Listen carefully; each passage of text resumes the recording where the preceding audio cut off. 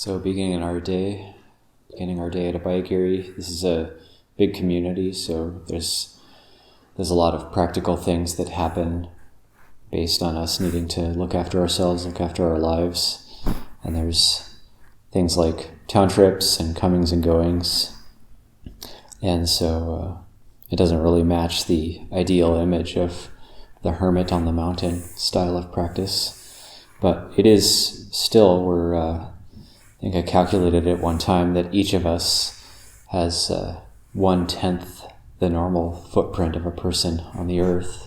We, in terms of cost, each of us has a living cost of about 1/10 of the average American person. So we're still doing pretty good. And we live our lives here. And so how do we use the teachings on a daily basis? This is very important, that to reflect on Dhamma in all situations. And in order to do that, sometimes it's very important to establish mindfulness. And establishing mindfulness can be very helpful for putting the brakes on the mind kind of spinning out on some thought train. And there's a lot that has to be done, and there's certain ways to do things, but then we have to train ourselves to be okay if things don't work out the way we want them. So when we want something to be a certain way, then it can seem very real, and it seems very real and solid in the mind, and there's this little voice that can say, well, if it doesn't go the way I want it, something bad will happen. And that seems very real, and it's very convincing, and that's not the case. So that's delusion talking to us, delusion is teaching us, and then the Dhamma is kind of also trying to teach us. So there's these two teachings in our mind going on all the time, and we don't really get taught by teachers, we get taught by our own mind.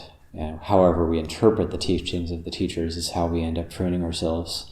And so it's very important to train ourselves to see that, well, what is that in me that is, if I don't get things the way I want them, then something bad will happen. In a way, that's true. If it doesn't go the way I want, yes, something bad will happen, and that bad thing is dukkha. Not getting what one wants is dukkha. We chant it all the time. Not getting what one wants is dukkha.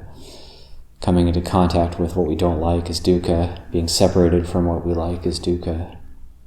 So there's this nature of dukkha, nature of suffering, stress that we can reflect on. And that can be incredibly helpful, freeing, liberating for the mind. And can help us to flow with a mind like water throughout our lives, rather than, oh, what if it doesn't go the way I want? What if it doesn't go the way I think it should be? What'll happen then? Seems very solid and real. But with a mind like water, say if water is flowing down a hill and it wants to flow, say the water naturally flows downhill, but when it reaches a curve, it naturally goes around the curve. It doesn't try to break through that rock. It goes with the shape of the rock. And so the mind needs to be very flexible, very malleable, very forgiving, and then we can go through life with non-suffering. It is possible. So this is our training. Leave that for reflection this morning.